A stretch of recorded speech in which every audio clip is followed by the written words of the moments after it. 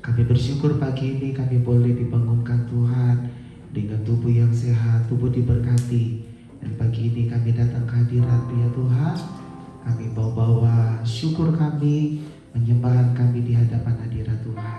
Terima kasih untuk pagi yang terbaik, untuk hari kasih karunia-Mu buat kami di pagi ini. Terima kasih Tuhan Yesus. Terima kasih. Yesus kami puja, kami sembah sebagai Raja, berdiri di tengah kami, ditinggikan dan dipuji. Yesus, Yesus kami puja, kami sembah sebagai Raja, berdiri di tengah kami, ditinggikan dan dipuji. Oh, sembah dan puji penuhi hatiku, sembah dan puji penuhi hatiku, sembah dan puji penuhi hatiku. Yesus Tuhan adalah Raja, sembah dan puji, sembah dan puji penuhi hatiku, sembah dan puji penuhi hatiku, sembah dan puji penuhi hatiku. Yesus Tuhan adalah Raja. Ya Tuhan, ini penyembahan kami pagi ini. Yesus kami puja, Yesus kami puja, kami menyembah-Mu, kami sembah sebagai Raja, berdiri di tengah kami, ditinggikan dan dipuji. Mari sembah Yesus, sembah dan puji penuhi hatiku, sembah dan puji penuhi hatiku,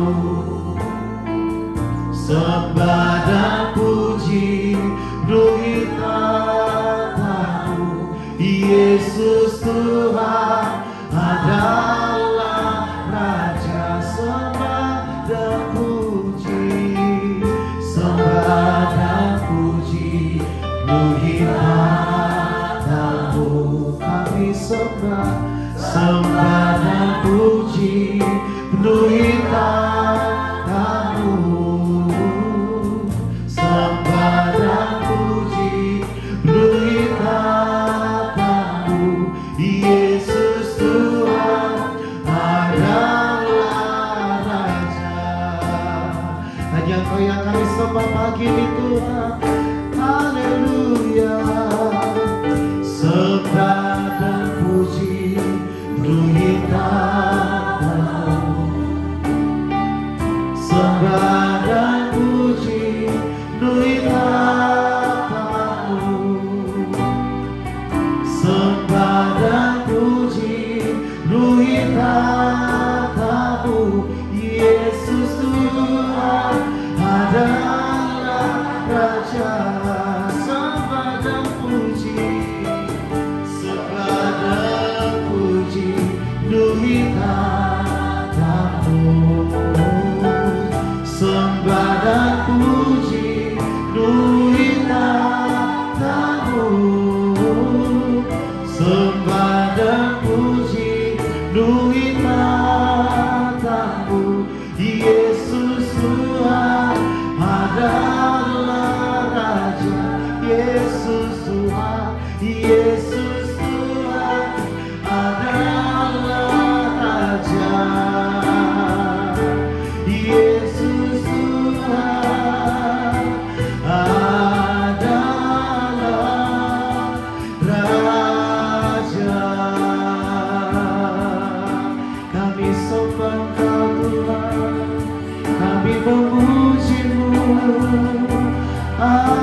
yang hidup, Allah yang kudus, yang bertata atas kami, yang berkuasa penuh atas kami, Tuhan. Haleluya. Ini pujian syukur kami, ini penyembahan kami.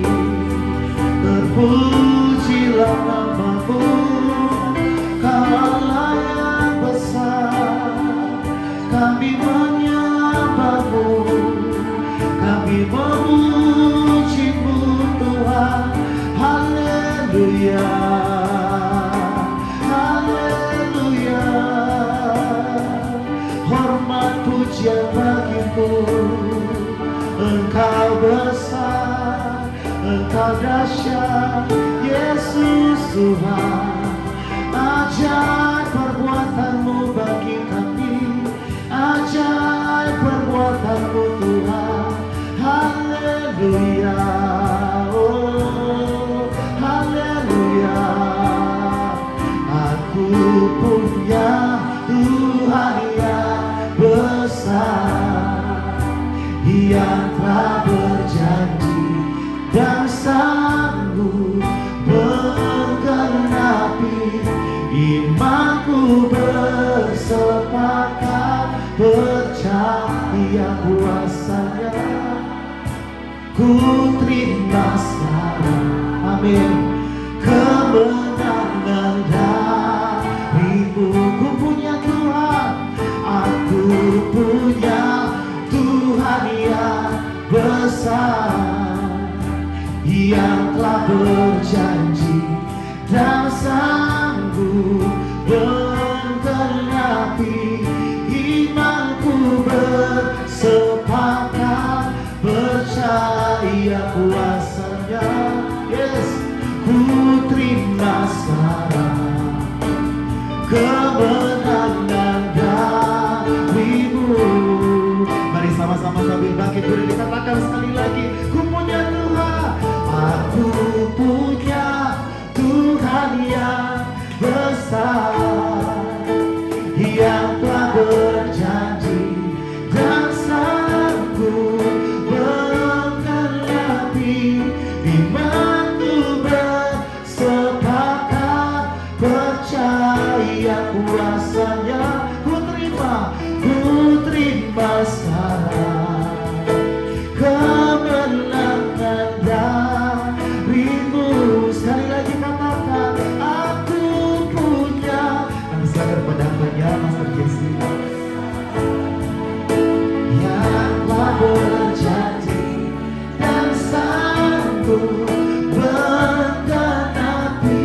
Imanku bersepakat, percaya kuasanya. Ku terima sekarang kemenangan dari-Mu.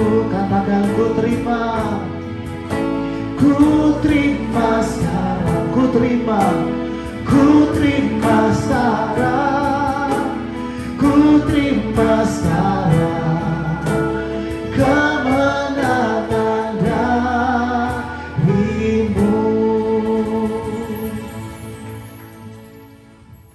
Kami menyerahkan waktu-waktu ke depan ini Tuhan hanya ke dalam tangan kuasa Roh-Mu saja, untuk Engkau berbicara buat setiap kami, menerobos kami Tuhan, menegur, mengoreksi setiap kami.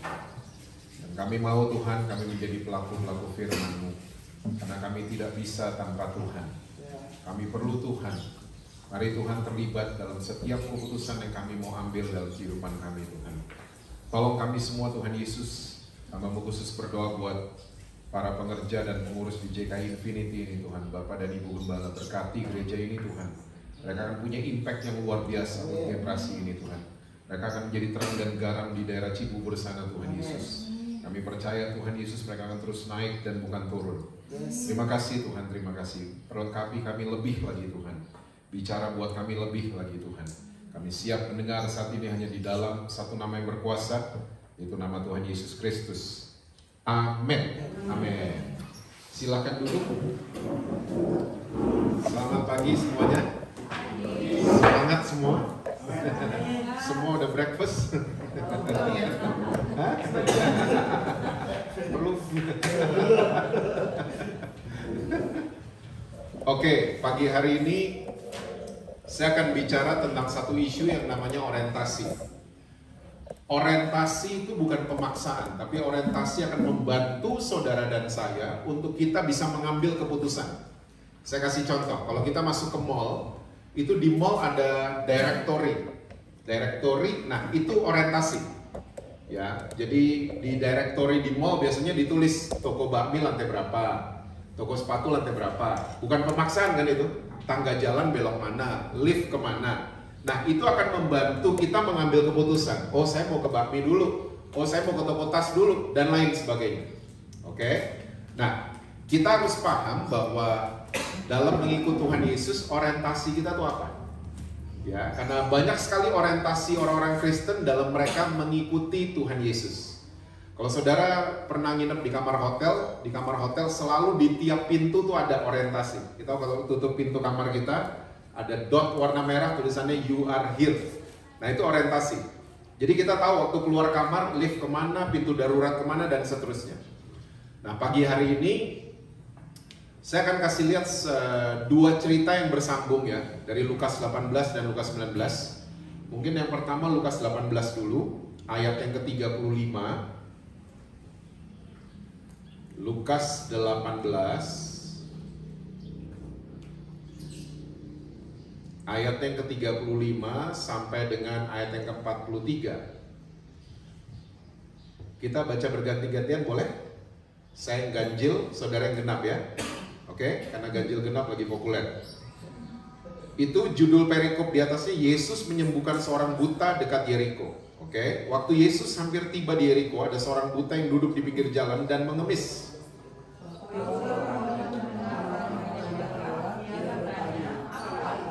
Kata orang kepadanya, Yesus orang Nazaret lewat.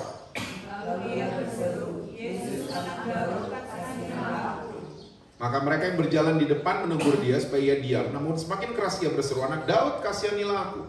Lalu Yesus berhenti dan menyuruh membawa orang itu kepadanya. Dan ketika ia telah berada di tengahnya, Yesus bertanya kepadanya, Apa yang kau kehendaki supaya aku perbuat bagimu? Jawab orang itu, Tuhan, supaya aku dapat melihat. Lalu kata Yesus kepadanya, Melihatlah engkau, Dan seketika itu juga melihatlah ia lalu mengikuti dia sambil memuliakan Allah. Seluruh rakyat melihat hal itu dan memuji-muji Allah.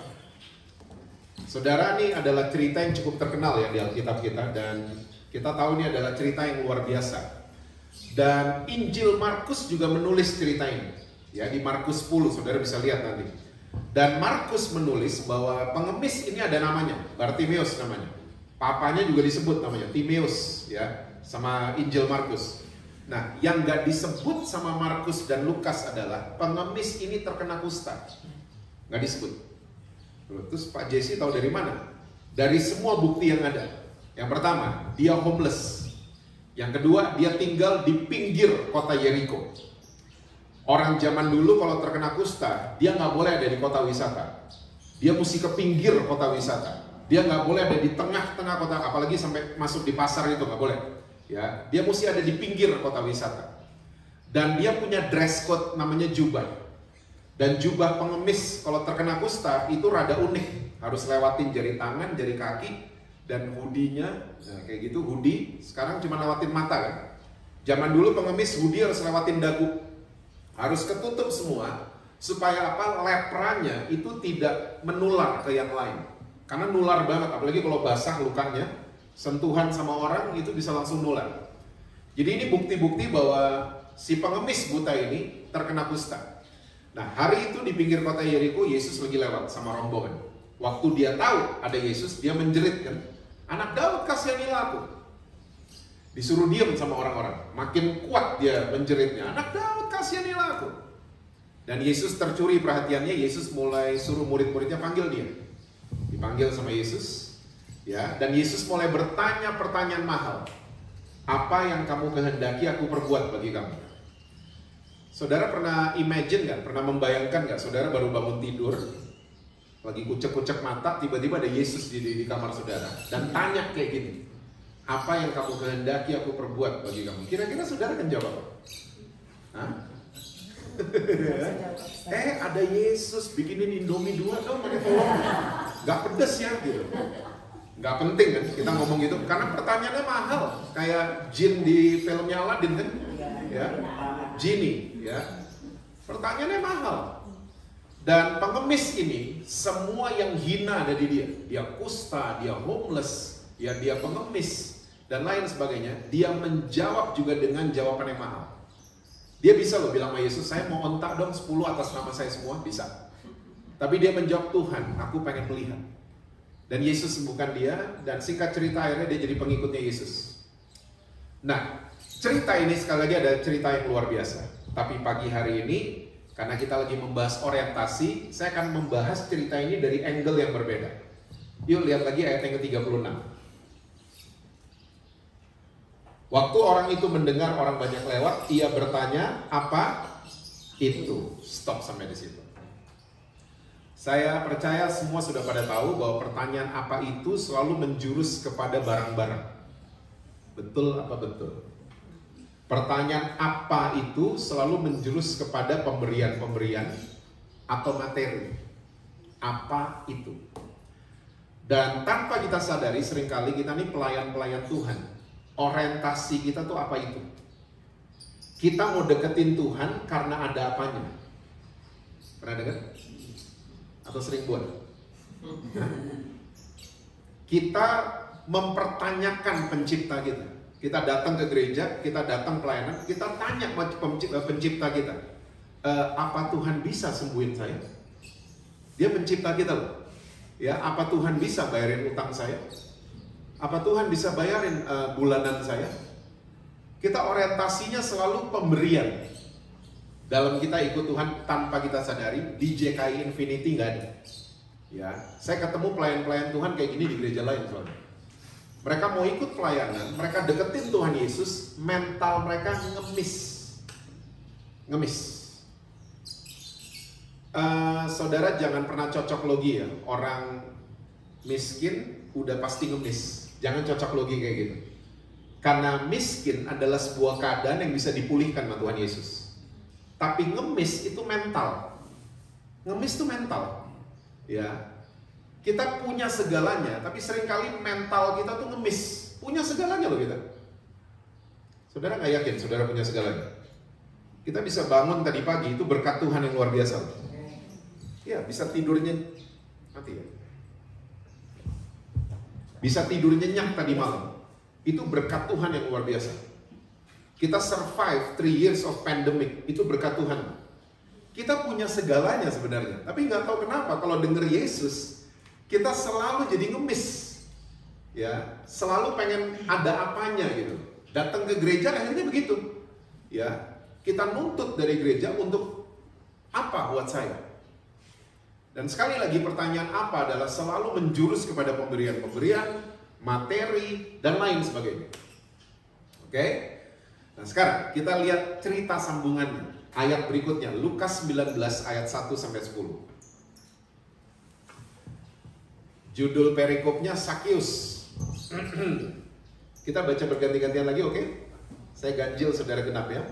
Yesus masuk ke kota Yeriko. Ini bukti ya, cerita ini bersambung. Tadi di pinggir kota Yeriko, sekarang Yesus masuk ke kota Yeriko dan berjalan terus melintasi kota itu. Di situ ada seorang Yesus, kepala kembali dan dia seorang yang kaya. Ia berusaha untuk melihat orang apakah Yesus itu, tapi ia tidak berhasil karena orang banyak sebab badannya pendek. Maka berkata ia mendahului orang banyak, lalu menyambut orang marah untuk melihat Yesus yang akan lewat di situ. Ketika Yesus sampai ke tempat itu, ia melihat ke atas dan berkata, Sakius segeralah turun, sebab hari ini aku harus menumpang di rumahmu. Lalu Sakius segera turun dan menerima Yesus dengan sukacita. Tapi semua orang yang melihat hal itu bersungut-sungut katanya, ia menumpang di rumah orang berdosa. Tapi Sakius berdiri dan berkata kepada Tuhan, Tuhan, ada di diriku akan berikan kepada orang miskin, dan sekiranya ada sesuatu yang dilakukan seorang akan memberikan 4 kali lipat. Kata Yesus kepadanya, hari ini telah terjadi keselamatan kepada rumah ini, karena orang ini pun anak Abraham. Sebab anak manusia datang untuk mencari kita mesti tahu satu hal, bahwa orang Yeriko itu punya kebiasaan, punya habit. Kalau ada orang viral mau lewat, mereka keluar rumah. Saya nggak ngerti mereka bisa tahu dari mana, karena zaman dulu tidak ada WhatsApp group. Ya, saya bingung, mungkin dari mulut ke mulut mereka tahu bahwa Yesus, ya, orang terkenal ini mau lewat. Jadi mereka ini punya kebiasaan kalau ada orang terkenal lewat, mereka keluar rumah. Dan kalau mereka punya anak-anak, mereka akan bawa anak-anak mereka keluar rumah, ditaruh di atas pohon. Jadi pohon adalah children spot, spotnya anak-anak di atas pohon. Ya, nah hari itu, waktu Yesus lagi lewat di Yeriko, ada seorang pemungut cukai, kepala pemungut cukai, the chiefnya, ya, eselon 2 aja 500 M loh saudara. Berita apa tuh ya? Saya pernah baca berita ini. Ini dia chiefnya. Dan Alkitab pun mencatat, ia seorang yang kaya. Udah kaya banget pasti. Oke? Dan pemungut cukai itu dibenci sama orang Yahudi. Kenapa? Karena dia collab dengan penjajah. Ya. Jadi pemungut cukai itu bekerja buat Kaisar Romawi. Jadi mereka peras, mereka pungut cukai dari orang Yahudi, disetor ke Kaisar Romawi. Jadi orang Yahudi itu benci banget sama mereka. Belanda pernah bikin gini ya di Indonesia, ya, tentara Kenil. Kalau saudara belajar sejarah, karena saya sejarah dulu 100 sampai masuk cerdas cermat. Udah gak ada yang ingat ya cerdas cermat, acara di TVRI. Karena sejarahnya 100. Nah, Belanda dulu pernah bikin korps namanya Tentara Hindia Belanda. Mereka merekrut orang-orang Indonesia dan pusatnya di Bandung. Tentara Kenil, bahasa Belandanya Kenil, ya. Dan berhasil. Satu Pulau Jawa 13.000 orang Indonesia join Kenil Korps. Maluku 5.000, Manado dan 4.000, termasuk opa saya. Dan papa kalau cerita sama saya, Jess, opa tuh dibenci sekali sama tetangga-tetangga. Karena apa? Collab dengan penjajah. Jadi orang Manado tuh punya kebiasaan kalau ada orang pulang, keluar rumah semua, disapa. Nah ini opa kalau pulang semuanya masuk rumah, nggak ada yang mau nyapa dia. Dibenci banget dia sama tetangga-tetangga, ya, sampai hidupnya tuh jadi stres opa saya karena ditolak sama masyarakat. Nah sama pemungut cukai juga begitu, dia tuh ditolak sama orang-orang Yahudi. Orang Yahudi nggak mau deket-deket sama mereka karena mereka ini adalah golongan yang collab dengan Kaisar Romawi. Nah hari itu waktu Yesus lewat, yuk kita lihat ya, ayat yang ketiga saya bacain buat saudara. Ia berusaha untuk melihat orang apakah Yesus itu, tapi ia tidak berhasil karena orang banyak, sebab badannya pendek. Ya, jadi di Alkitab bahasa Indonesia dibilang, ia berusaha untuk melihat orang apakah Yesus itu. Saudara kalau baca Alkitab bahasa Inggris, who he was. Present tense-nya, who he is. Bahasa Indonesianya, siapa dia.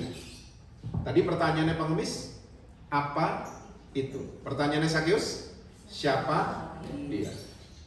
Orientasi. Apa itu menjurus ke barang-barang? Siapa dia menjurus ke pribadi, bukan ke pemberian, tapi sang pemberi, Sakius. Dan dia mau lihat Yesus nggak bisa karena badannya pendek. Dia nggak pulang.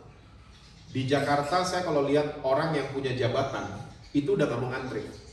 Ya, Blackpink ngantri, dia nggak mau ngantri. Dia suruh orang yang ngantri, nanti dia datang. Kalau udah pintunya udah buat dia gitu.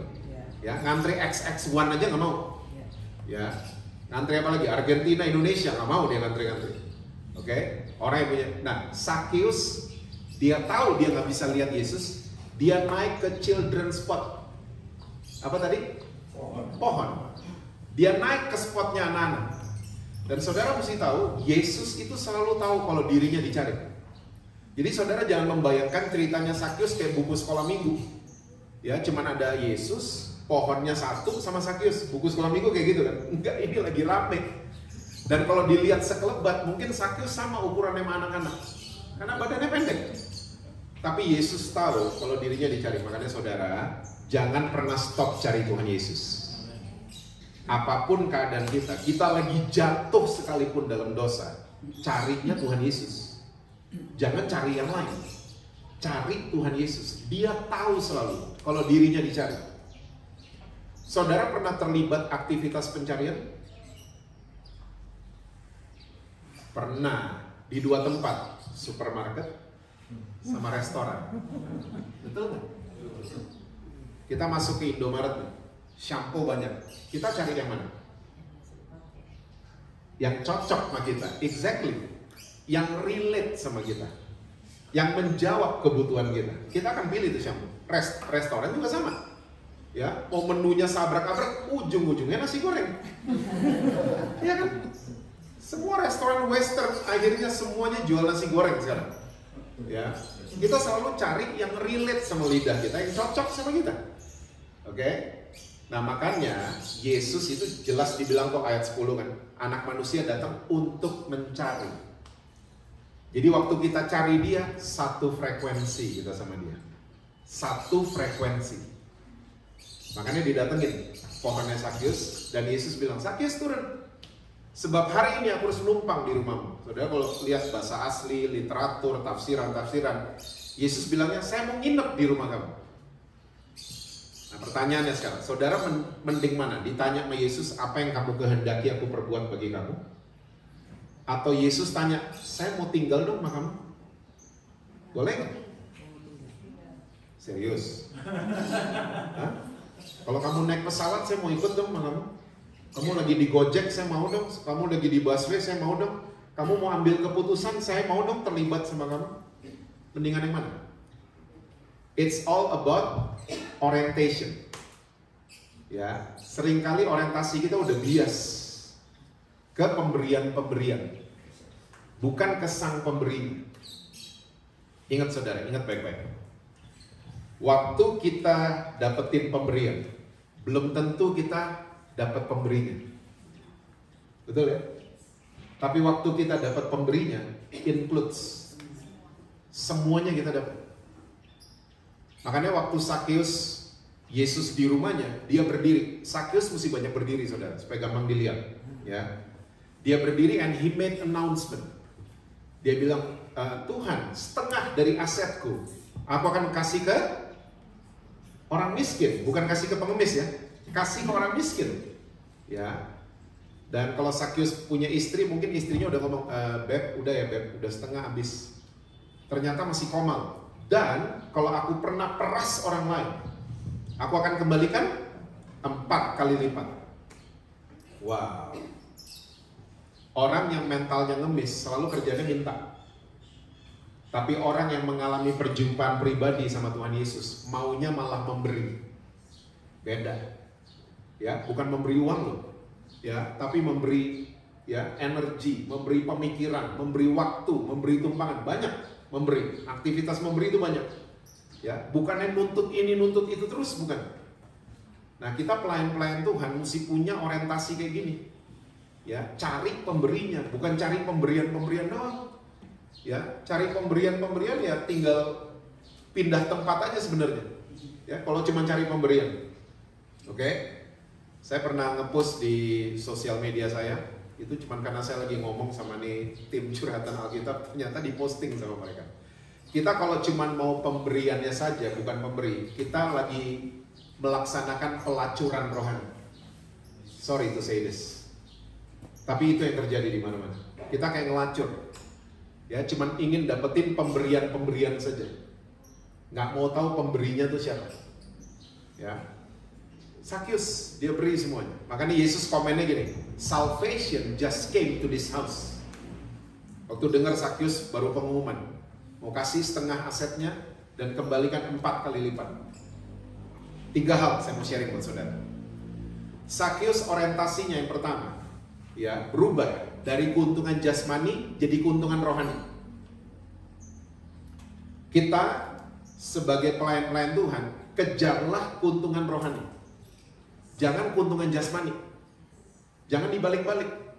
Ya, Yesus udah kasih resep kehidupan. Carilah dahulu kerajaan Allah dan kebenarannya, maka semua akan ditambahkan. Ya kan? Kejar keuntungan rohani dulu, nanti keuntungan jasmani akan mengikuti. Ya, tambahan tuh bahasa lainnya bonus. Ya, jangan pernah fokus sama bonus, saya udah sering katakan ini. Ya, karena bonus tuh kayak gini, kita beli mobil dapat payung. Payung tuh bonus. Yang dibawa ke bengkel mobilnya, bukan payungnya. Tapi seringkali orang Kristen kita fokusnya sama tambahan-tambahan kan? Salfok kita, waktu tambahan datang kita jadi salfok. Enggak, apapun tambahannya, tetap cari keuntungan rohani. Apapun tambahannya. Makanya kemarin waktu doa Kamis ya, kebaktian hari Kamis, saya udah sempat ngomong di gereja saudara. Salah satu kita mengejar keuntungan rohani adalah kita melepaskan pengampunan. Karena forgive and neglect adalah dua hal yang berbeda. Ya, saya ulang ini sekali lagi ya. Karena sering kali orang Kristen mempraktekkan neglect. Neglect itu bahasa Indonesianya mentelantarkan. Kita dulu kalau mau blok orang, zaman saya kecil dulu, itu telepon rumah, gagangnya kita angkat, gagangnya kita taruh meja. That's how we block people. Ya, jadi orang nggak bisa telepon ke rumah. Nadanya nada nggak nyambung. Ya. Nah ternyata kata blok hari ini bermutasi kan? Bermutasi kata blok. Unfriend, unfollow, mute, delete. Wih, kayak virus COVID loh. Bermutasi banyak banget. Nah kita nih kalau lagi kecewa sama orang, lagi terluka, kita lebih sering hari ini mempraktekkan mentelantarkan, neglecting. Ya, gue nggak mau lihat muka orang itu lagi. Unfriend, unfollow. Terus temennya kasih tahu, lo kalau unfollow dia tahu lo nanti. Ya udah, mute aja. Kita gitu hari ini kan?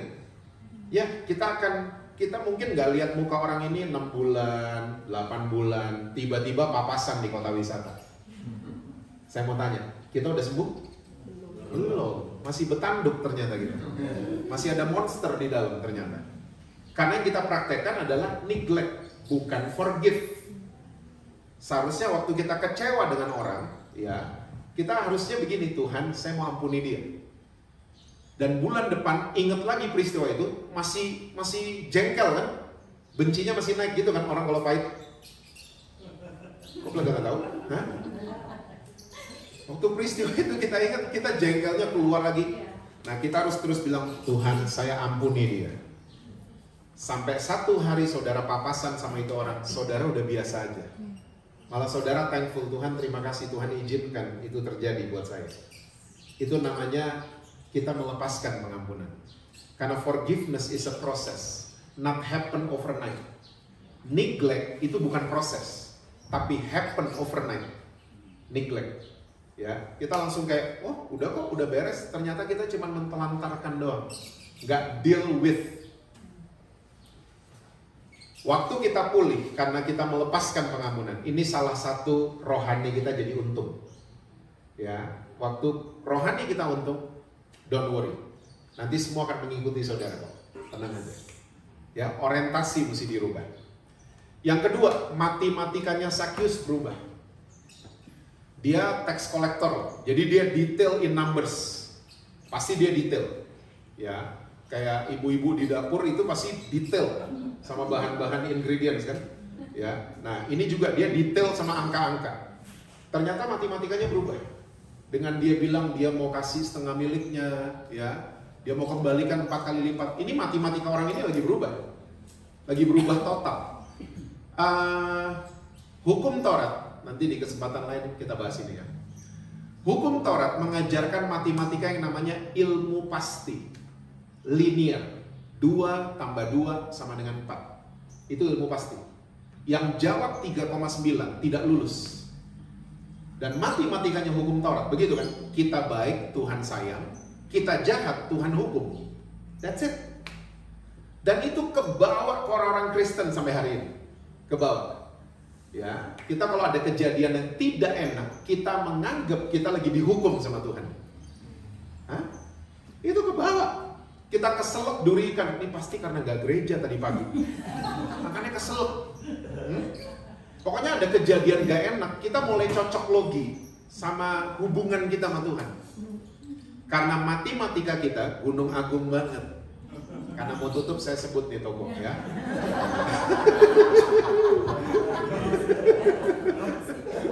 After 70 years. Ya, matematika kita ternyata gunung agung banget. Ya, 2 tambah 2, 4. Itu matematika kita. Saudara pernah lihat matematika perjanjian baru? Pernah lihat lah. Ya, 5 tambah 2 sama dengan 5.000 suruh plus 12. Ini matematika nggak ada di Gunung Agung, adanya di Immanuel.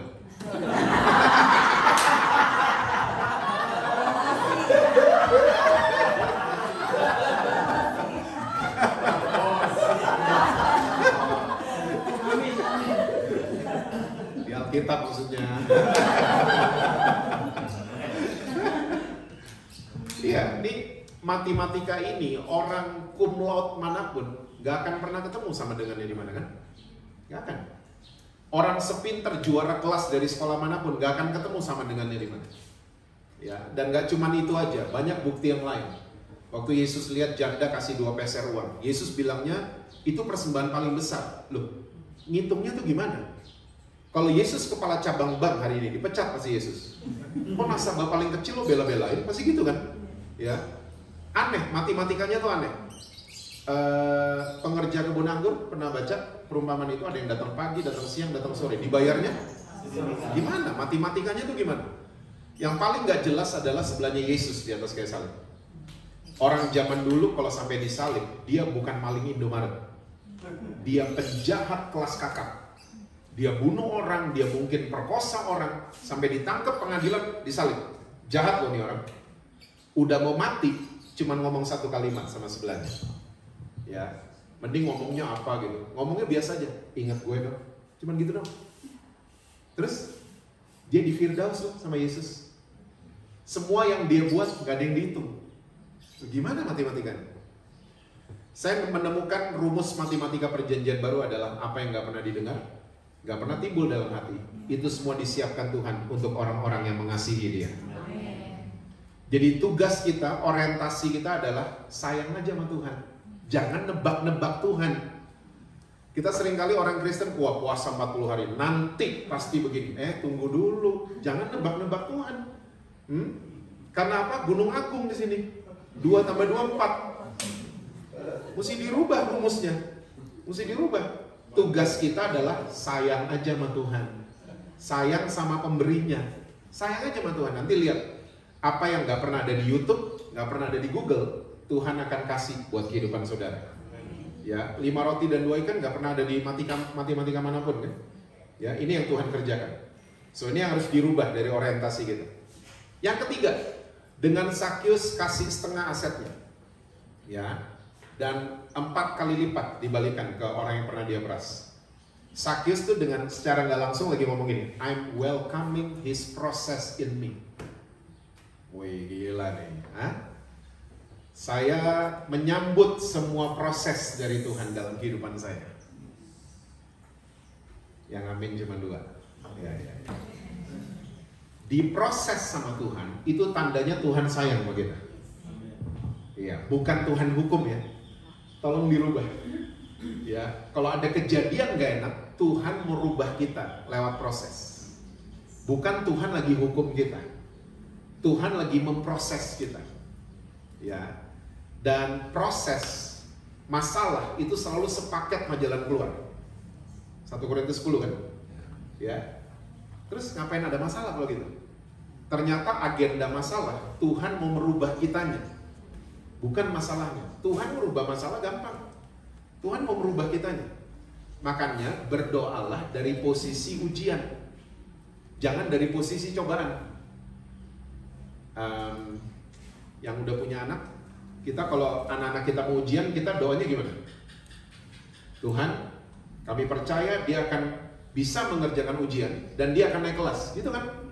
Orang tua kalau doain anak-anak ujian, ya walaupun kita tahu anak-anak kita kerjanya main, tapi kita doanya kayak gitu, betul? Gak ada orang tua yang berdoa, Tuhan, kami berdoa supaya dia tinggal kelas, nggak ada. Nah, berdoa dari posisi ujian harusnya begitu dong. Di sekolah kehidupan, kalau ada ujian, seharusnya kita doanya begitu. Tuhan, saya percaya dan saya mengucap syukur. Tuhan pilih saya untuk menyelesaikan masalah ini. Seharusnya begitu kan? Kita mengucap syukur kita dipilih untuk menyelesaikan masalah ini. Terima kasih Tuhan, saya dipilih untuk menyelesaikan penyakit ini. Seharusnya begitu. Karena begini, Tuhan tuh kasih ujian, iblis kasih cobaan. Cobaan untuk kita turun kelas. Ujian supaya kita naik kelas. Makanya di Indonesia adanya ujian nasional, bukan cobaan nasional. Iya kan? Dan jangan lagi berdoa, Tuhan kok Tuhan diemin saya. Jangan doa-doa kayak gitu. Hah? Kenapa Tuhan diemin saya? Saudara mesti tahu, setiap ujian dosennya diem. Di sekolah manapun, di Alkitab lebih ngeri. Lagi badai, dosennya bobok loh. Nah sama, makanya jangan doa kayak gitu. Ya, karena dia lagi diem memang mau lihat anak saya yang satu ini lagi ujian. Ya, dia melakukan apa tidak? Lagi dilihat dari atas. Ya, dan ujian membuat kita naik kelas. Naik kelas. Saya mau ajak saudara-saudara kurang-kuranginlah doa-doa Yabes ya. Sering nyanyi lagu itu. Jadi mantra soalnya lama-lama.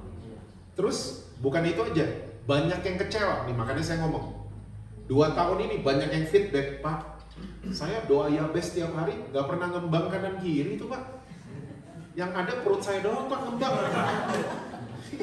Ini feedback ya, kurang-kurangin lah. Makanya naikkanlah doanya Yesus mendingan, bukan kehendakku tapi kehendakmu lah yang jadi. Atau doanya Paulus lebih keren, Efesus 3:21, bagi dia yang sanggup melakukan jauh dari yang kita pikirin dan yang kita doain. Ya kan? Kalau kita minta mercy dapatnya Grand Max sudah jauh. Coba gimana tadi doanya? Perlu diulang deh. Ha? Bagi dia yang sanggup melakukan jauh dari yang kita pikirin dan yang kita doakan. Yang kita doakan dan pikirin apa tadi? Mercy. Tiba-tiba dapatnya Grand Max. Berarti Grand Max sudah? Nah, gitu dong. Keren. Ya.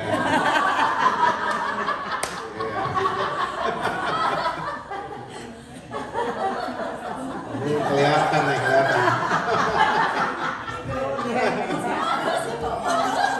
Ada lawatan pagi-pagi. Banyak orang suka terjemahin ayat itu, wah ini berarti saya minta 1 dapat 2. Enak aja. Enggak.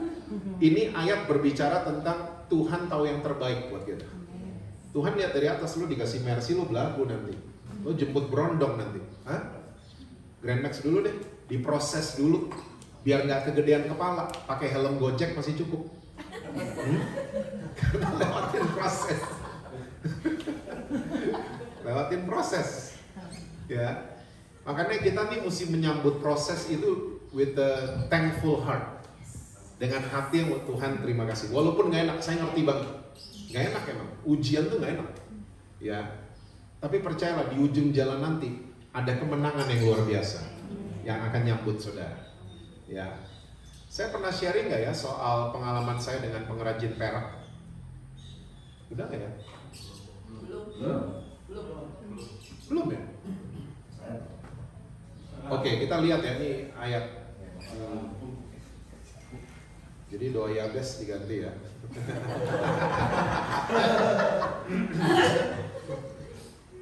Maleakhi 3 ayat yang ketiga. Maleakhi 3 ayatnya yang ketiga.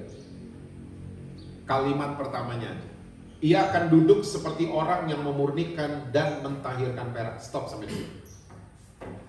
Jadi sebelum pandemi, saya lupa 2017 atau 2018 gitu. Saya ini cinta Bali banget saudara. Saya kalau lihat teman ada di Eropa lah, Amerika, Australia, saya biasa aja. Lihat teman ada di Bali, saya di Jakarta ya, begitu. Saking cintanya sama Bali. Nah jadi waktu 2018, saya ke Bali, ke daerah namanya Kapal, kalau saudara pernah dengar.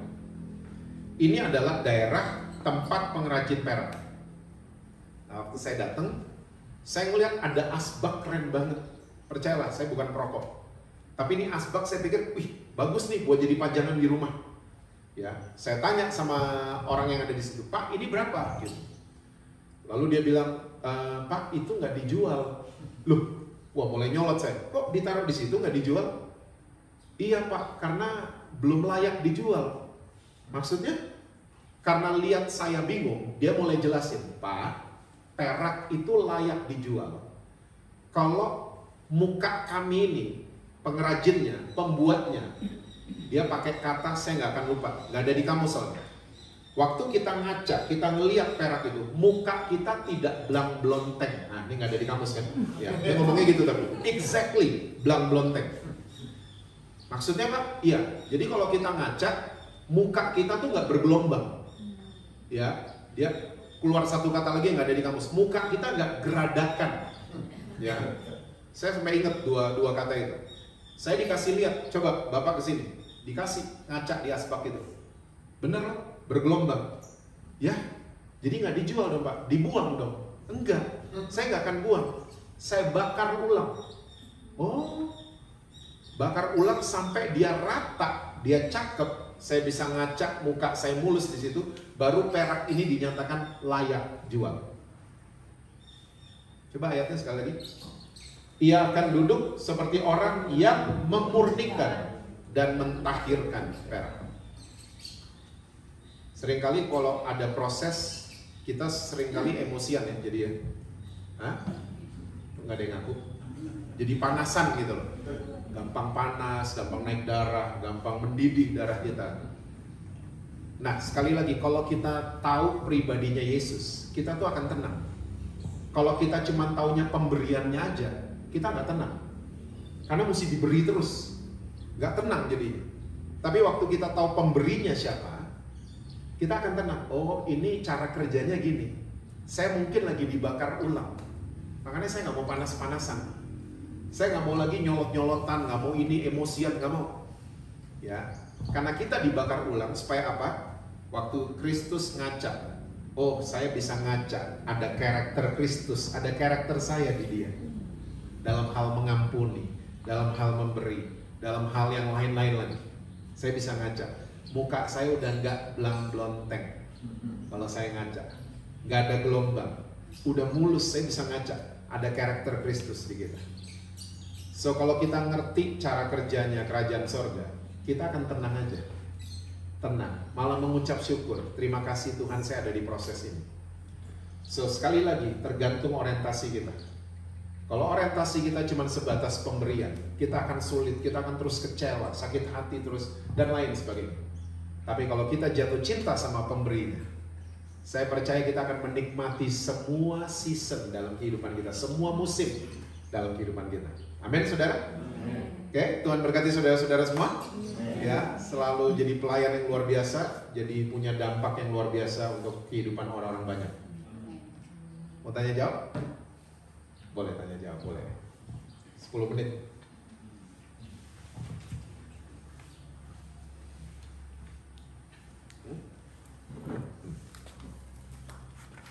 Udah ya? Ayo.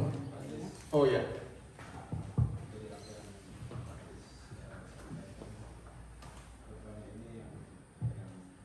Yang saya mau tanyakan sebenarnya, jadi sebenarnya kesuksesan sesungguhnya adalah proses, bukan hasilnya. Jadi yang saya dapat, jadi kalau sudah diproses itulah kesuksesan yang sesungguhnya sebenarnya. Iya. Jadi kita kalau lagi ngalamin proses Tuhan itu sebenarnya kita lagi diberkati sama Tuhan. Ya, jadi kalau sukses itu pembahasan lain lagi Pak. Ya, sukses itu isu yang lain lagi. Tapi waktu kita lagi diproses, kita mesti percaya bahwa kita lagi hidup dalam berkat Tuhan. Kalau di pikiran kita berkat itu cuma materi, kita akan selalu kecewa waktu proses datang. Ya, jadi ya kita lagi hidup dalam berkat Tuhan waktu kita diproses, gitu Pak. Yes sir. Pertanyaan saya simpel. Kembaran sama ibu ya? Iya. Luar biasa. Luar biasa. Bagaimana supaya tetap bisa bertahan dalam proses? Karena proses masing-masing kita itu kan beda. Ya sebetulnya kita terus. Bagaimana supaya tetap bertahan? Karena lalu ketika kita ada dalam proses yang tidak baik, dunia pasti melihat kita ini ada dosa dan seterusnya. Nah, Itu, ini pertanyaan bagus. Tergantung orientasi kita. Kalau orientasi kita mulai jatuh cinta sama pemberinya, kita akan bertahan. Tapi kalau kita cuma nuntut mau diberi, sembuhin saya dong, selesain saya dong, kita mau instan, ini bahaya. Karena gini, musuh daripada proses itu instan namanya. Saya waktu lebaran lagi ada di Bali, bulan lalu, saya lihat anak kecil, dia nggak sengaja. Dia lihat kupu-kupu kesangkut di kepompong. Dia bilang, saya dengar, ih kasihan, digunting. Tak.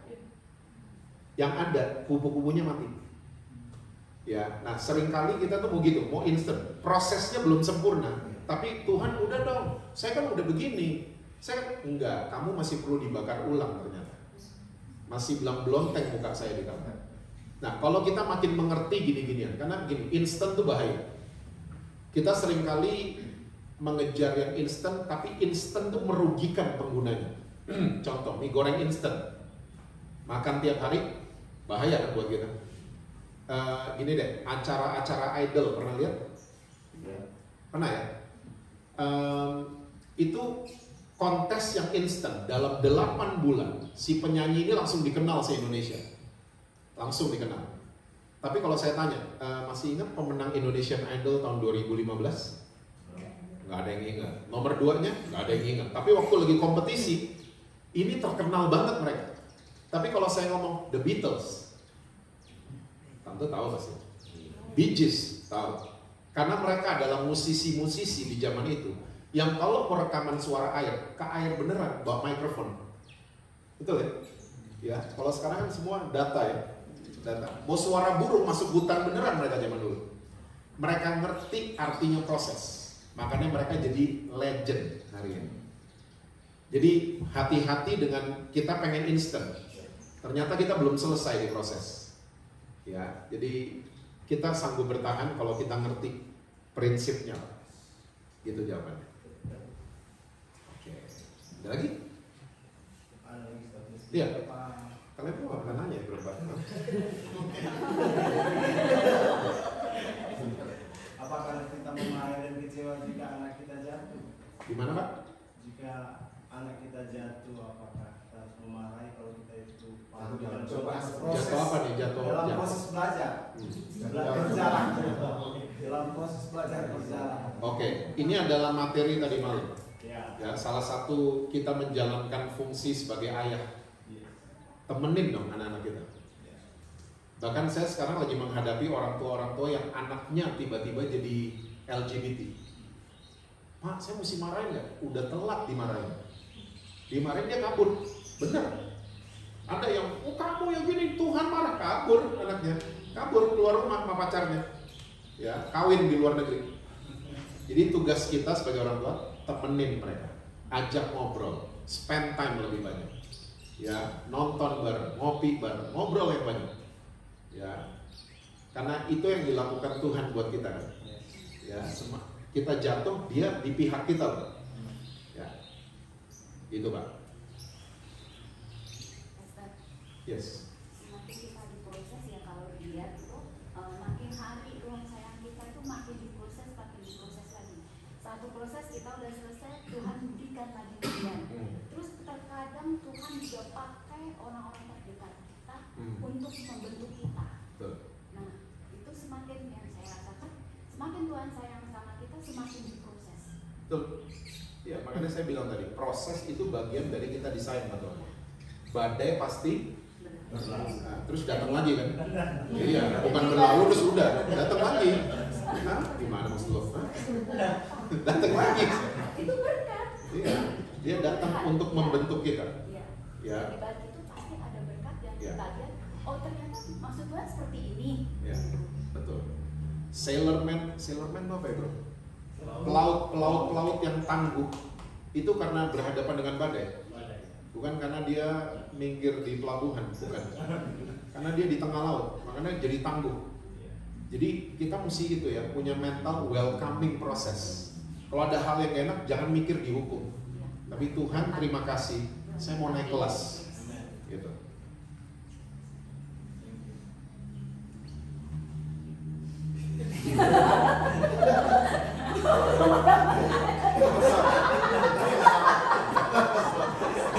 gunting rambut di mana?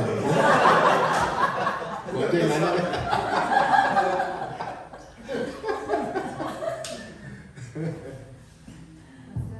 Yes, Ibu. Dalam dunia pelayanan, saya pernah berhadapan dengan orang yang berkata demikian, Ibu, semakin saya dekat dengan Tuhan, maka cobaan atau ujian yang dia terima itu semakin berat. Contohnya dia ke gereja, lalu rumahnya kemalingan. Kalau dia antar istrinya kegiatan wanita, ada saja peristiwa yang membuat mereka merasa rugi karena dia pedagang. Kemudian dia berkata, kalau saya biasa-biasa saja dengan Tuhan, ya hidupnya tidak ada yang membuat dia kesulitan. Itu dia berkata seperti itu. Jadi kalau dekat sama Tuhan identik dengan kata penderitaan.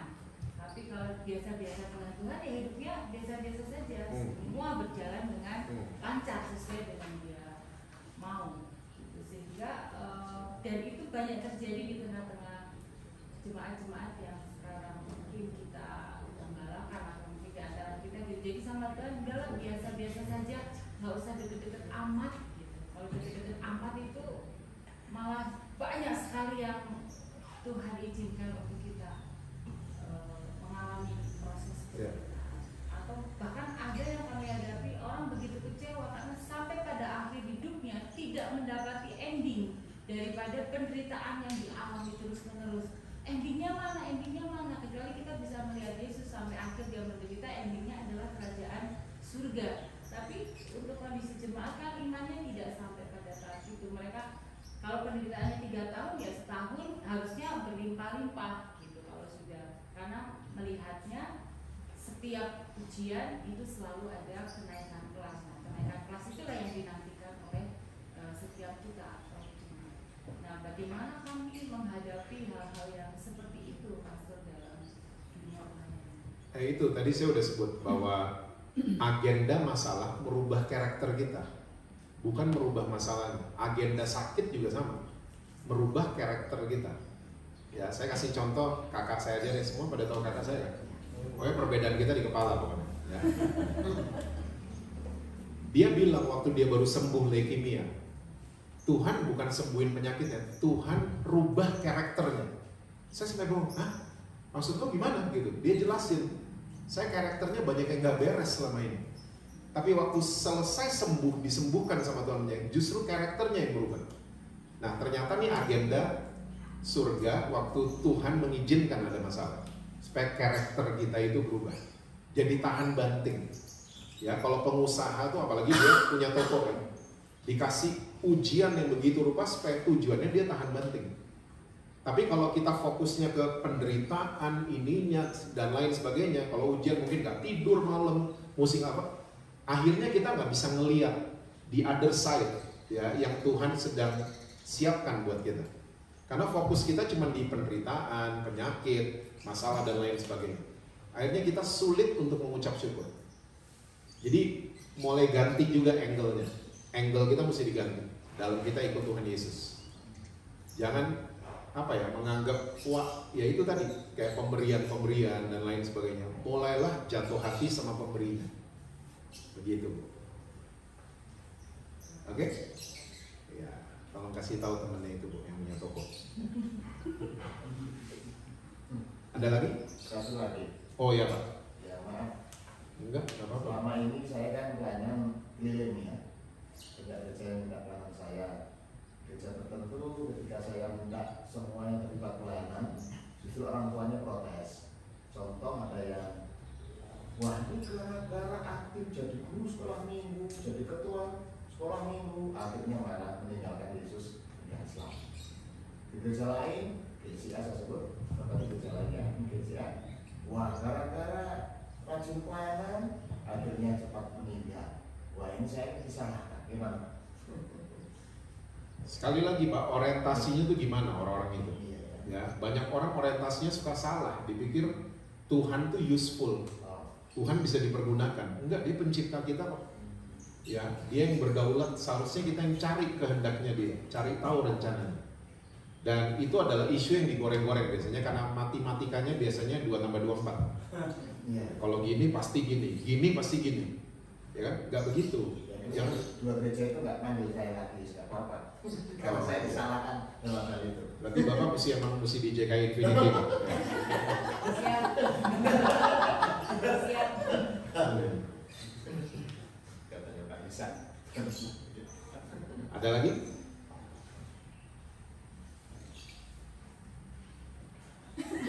Oh, finally, our guitarist. Cek. Gitaris favorit siapa? Saya ada Pester. Siapa? Masih Pester. Siapa? Gitaris favorit saya, John Petrucci. Oke, saya nonton 5-5-nya. Oh iya. Udah mandi dulu nah ada satu.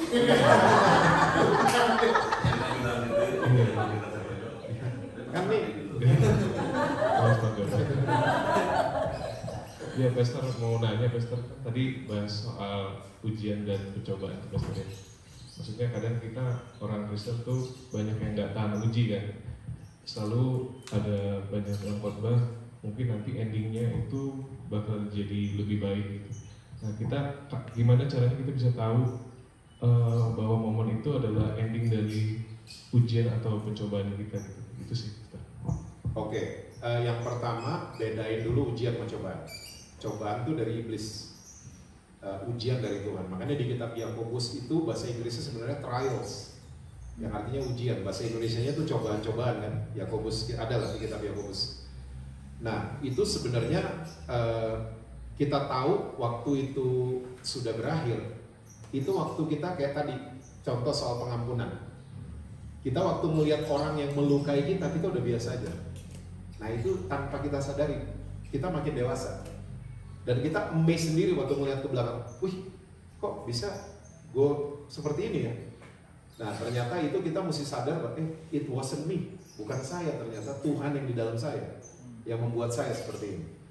Ya. Jadi itu tanda-tandanya kita bisa tahu itu adalah ending daripada sebuah proses di satu area ya.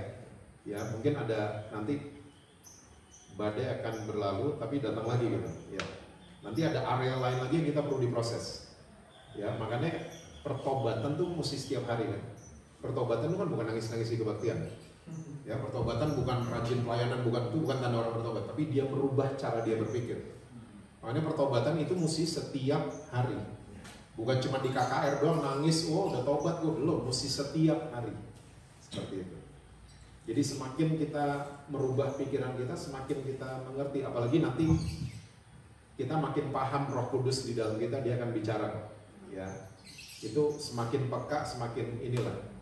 Ya, kamu lagi main gitar segala macam, nanti Tuhan kasih tahu lah. Ya, lagi dengerin Dream Theater, Tuhan kasih tahu gitu, ya. Gimana? Oke. Kemarin nonton ya di Ancol? Enggak. Kurang fans.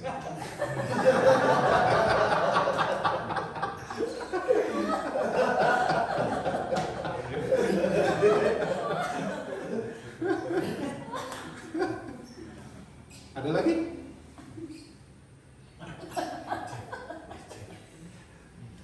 Lagi banyak nanya ini apa?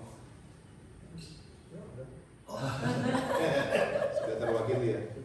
Sudah. Masih nanya nggak? Oke? Cukup. Cukup ya? God bless you all. Thank you ya. Kehormatan banget bisa ngobrol-ngobrol. Oke. Terima kasih Pastor, semua diberkati, amin. Ya, kita akan sarapan. Pasti udah pada keroncongan semuanya ya. Dipersilakan Pak Gembala akan berdoa untuk sarapan.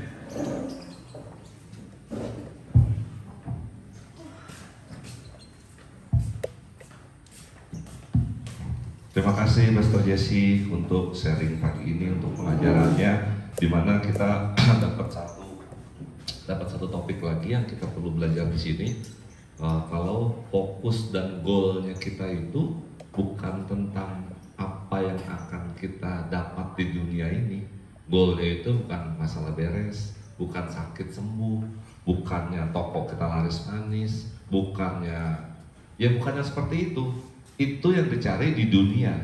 Tapi goalnya Tuhan untuk hidup kita Itu goalnya itu gimana kita bisa serupa dengan gambarnya, serupa dengan Yesus, sehingga karena goalnya itu Yesus mau kita ini mau bersama Yesus, betul?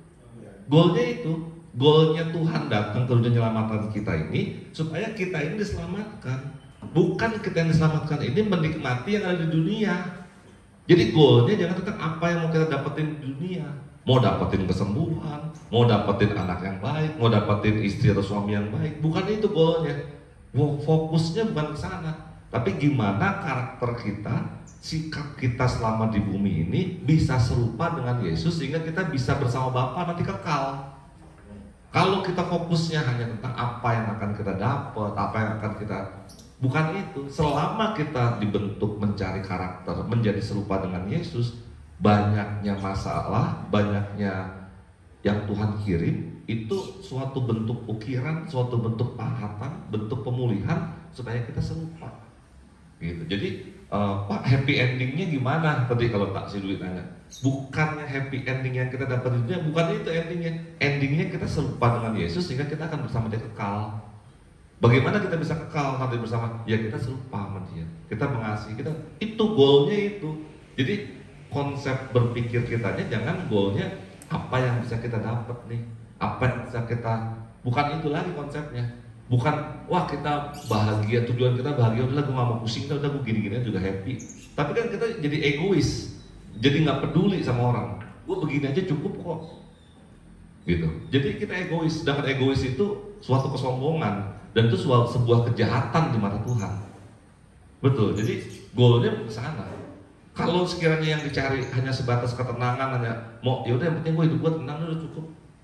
Mungkin saya nggak akan aktif di Infinity, mungkin gitu ya. Mungkin saya juga dengan istri dengan anak saya 3 udah happy tiap hari mau jalan, udah cukup gitu. Tapi kan bukannya itu goalnya. Goalnya gimana caranya saya bisa bawa lebih banyak orang untuk bisa serupa dengan Yesus. Dan saya mau serupa dengan Yesus supaya bisa ketemu Dia lagi nanti. Jadi goalnya jangan salah, fokusnya ini jangan salah, konsepnya jangan salah dulu. Makanya yang diperbaikin apa? Karakter kitanya, roh kitanya yang diperbaikin supaya serupa. Bukan keadaan kita yang dirapiin. Bukannya itu. Seringkali kita kalau berdoa, kalau meminta, tujuan kita tentang apa yang mau kita raih selama di dunia. Itu yang saya tangkap. Betul Pastor Jesse? Betul. Mantap. Benar berarti ya? Nanti dikasih nilai juga saya. Maksud saya, kadang saat kita terima berkat dari Pastor Jusak, dari Pastor Jesse, kita berbeda nih yang ditangkap. Tapi saya ingin samakan persepsinya, sehingga kita keluar dari sini, visinya jelas, persepsinya sama. Itu dulu yang penting. Oke, kita sarapan. Bapak dalam sorga, terima kasih Bapak. Kami ucap syukur Tuhan, kami diperhatikan, kami disayang oleh-Mu. Kau kirimkan Pastor Jusak, Pastor Jesse ke tempat ini untuk bisa mengajar kami lebih jauh. Kami percaya Bapak, semua karena rencana-Mu. Tuhan, Kau berkati Pastor Jusak beserta istri, beserta anak-anaknya. Juga Pastor Jesse beserta istri dan anak-anaknya. Tuhan berkati pelayanannya, apapun yang dikerjakannya. Kami yakin tujuannya untuk menguatkan, untuk membuat orang serupa dengan-Mu Bapak. Terima kasih Tuhan Yesus, terima kasih Roh Kudus, kami sambut berkat-Mu yang ada sarapan pagi ini Bapak. Kami percaya ini menjadi kekuatan buat kami dan sudah dikuduskan, sudah disehatkan. Terima kasih Bapak, haleluya, amin.